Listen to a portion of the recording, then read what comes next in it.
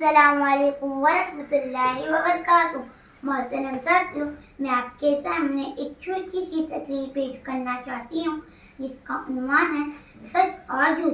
प्यारे साथियों, जो बात जैसी हो ठीक उसी तरह बयान करने को सच कहते हैं और गलत बयान करने को झूठ कहते हैं। प्यारे साथियों, सच बोलना अच्छी आदत है और झूठ बोलना बुरी खसलत है।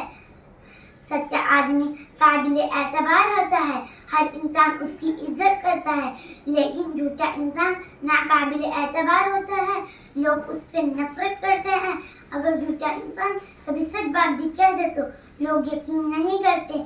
प्यारे साथियों, मोमिन सच्चा होता है, कभी झूठा नहीं हो सकता। झूठ और खयानत मुनाफिक की अलामत है। प्यारे साथियों, मन गलत बातें फैलाना, किसी बात को भरा चुरा कर बयान करना, किसी पर गलत इल्जाम लगाना, किसी की बेजा तारीफ करना या किसी को खामखा बदनाम करना या कोई फायदा हासिल करने के लिए बहाना बनाना झूठ है। एक झूठ को सच साबित करने के लिए इंसान को 100 मरतबा झूठ बोलना पड़ता है।